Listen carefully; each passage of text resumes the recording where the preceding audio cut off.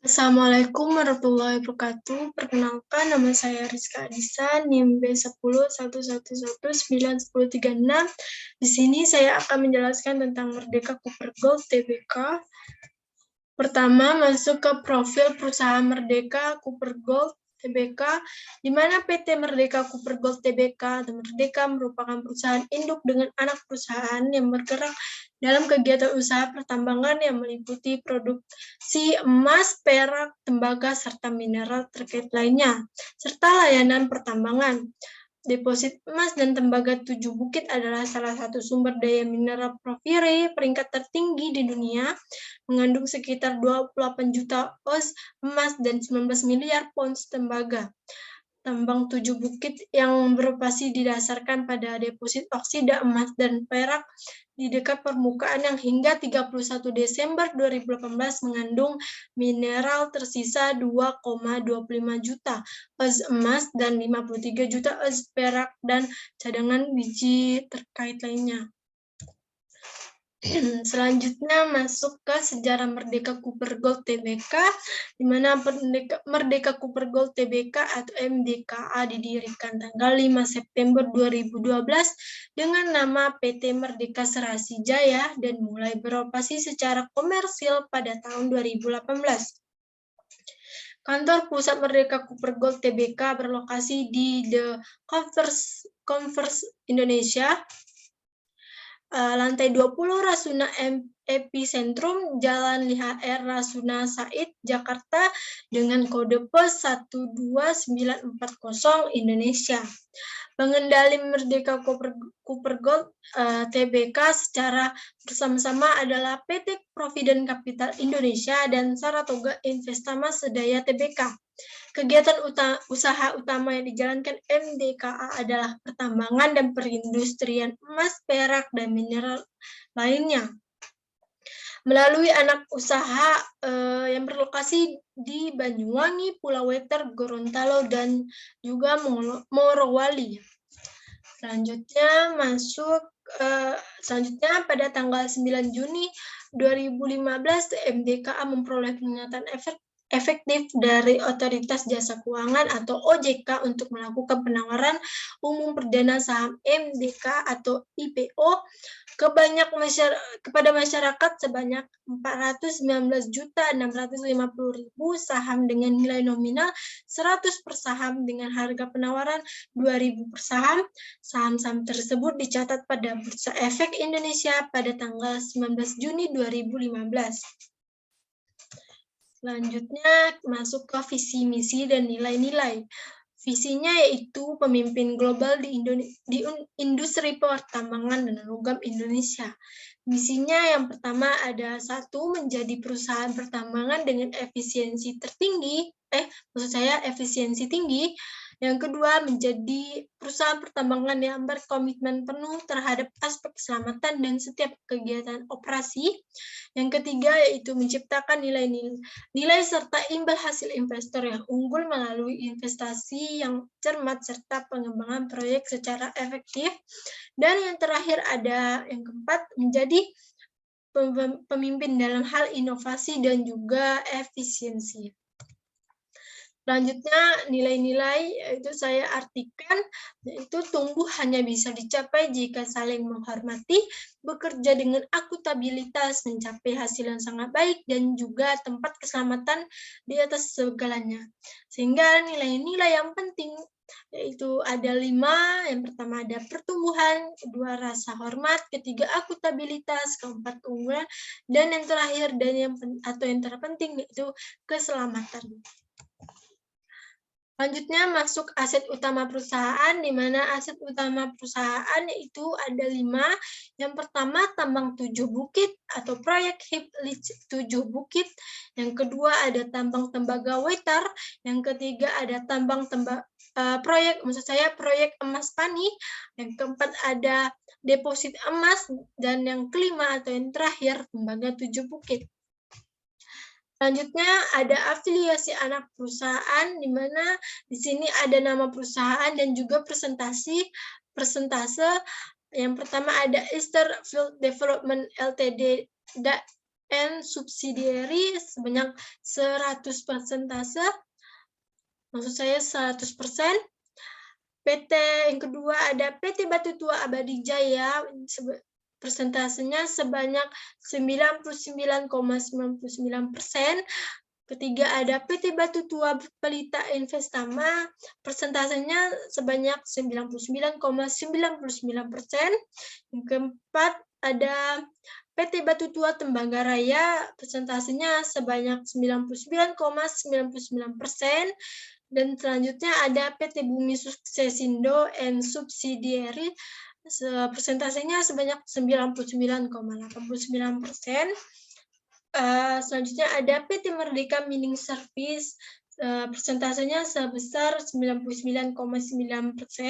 Dan yang terakhir ada PT Pani Bersama Jaya and Subsidiary, persentasenya sebesar 66,7%. Selanjutnya masuk ke struktur kepemilikan per 31 Maret 2002.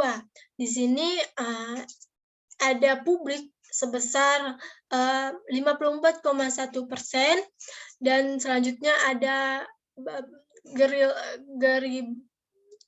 Garibaldi Thohir sebesar 8,78%. Selanjutnya ada PT Suratoga Investama Sedaya sebesar 18,29%.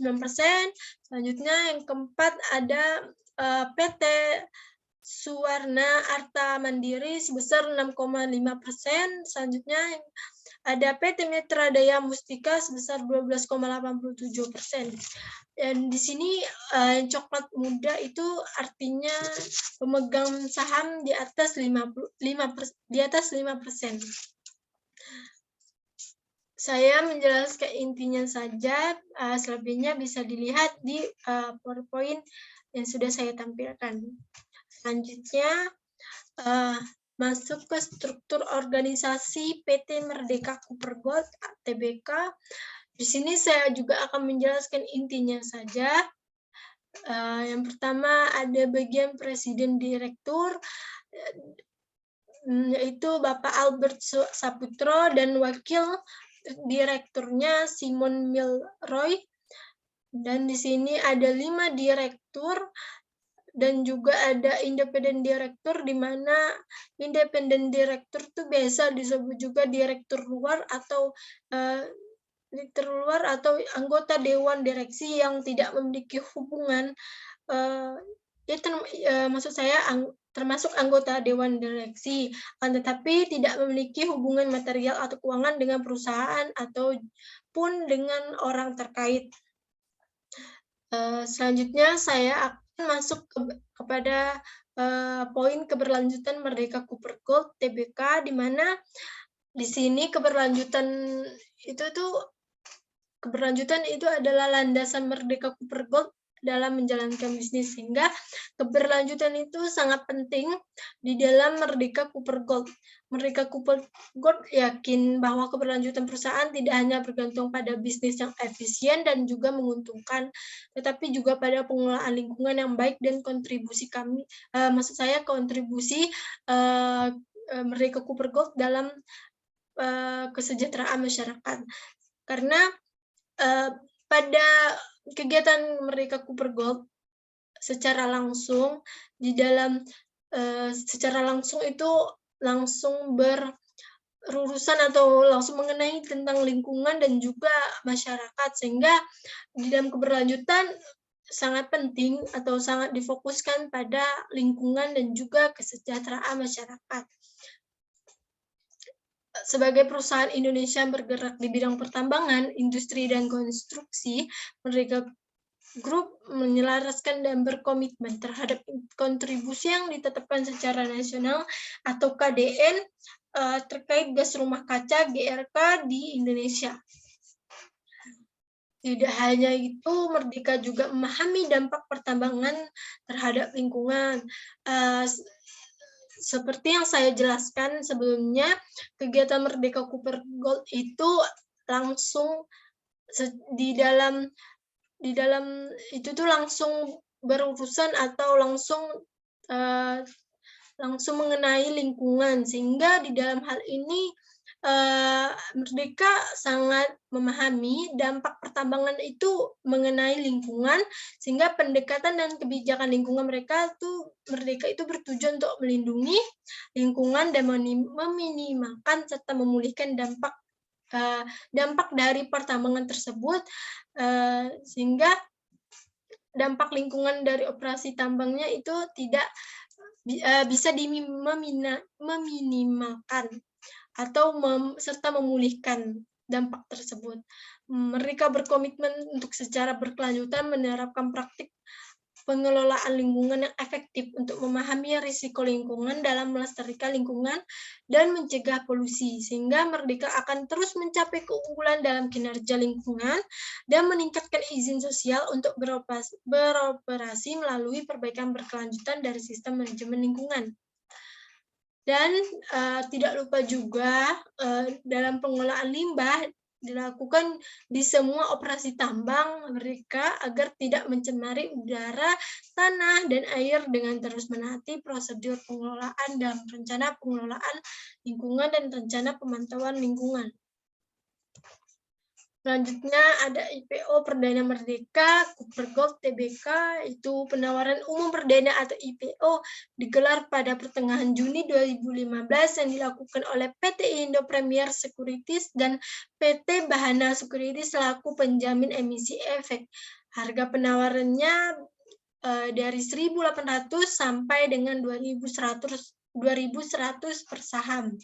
Dalam IPO, PT Merdeka Cooper Gold Tbk akan menawarkan sebanyak 874,36 juta saham baru atau 21,7% dari total modal, sehingga dengan itu perusahaan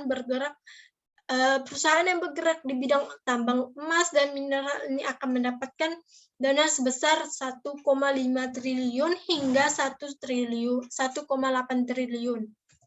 Selanjutnya masuk ke analisis saham Merdeka Cooper Gold Tbk. Di sini saya mengambil tahun 2021 di mana emiten tambang PT Merdeka Cooper Gold Tbk itu dengan kode MDKA mencetak kinerja keuangan pada 2021. Di sini tercermin dari tumbuhnya pendapatan usaha yang double digit. Meski demikian, laba bersih terbilang cukup stagnan.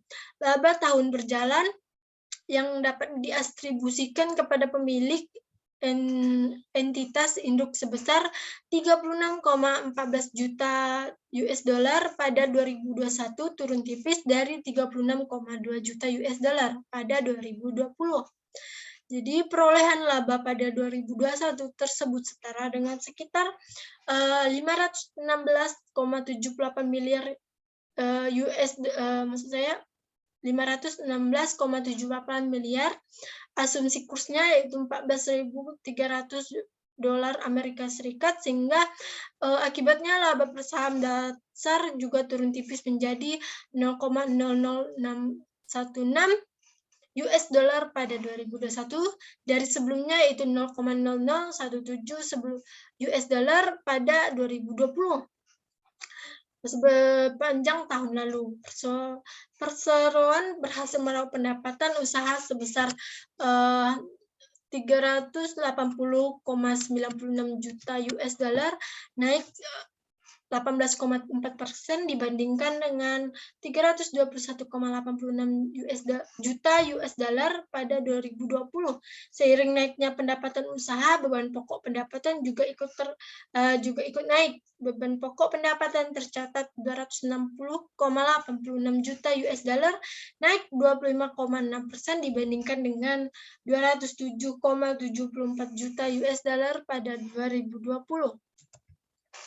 Selanjutnya masuk ke analisis pribadi analisis pergerakan saham dalam 1 bulan. Ini merupakan analisis pribadi saya, sehingga saya mengambil dalam 1 bulan terakhir. Dalam analisis pribadi saya, prospek menanam saham di MDKA dilihat dari pergerakan saham MDKA dalam 1 bulan terakhir.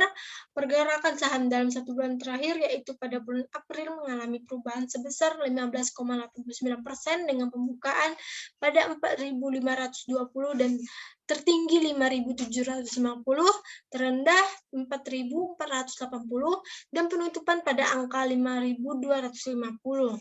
Jika dilihat dari trennya, ini bisa disebut uptrend karena mengalami kenaikan, sehingga terdapat kemungkinan bahwa prospek saham ini akan menguntungkan ke depannya.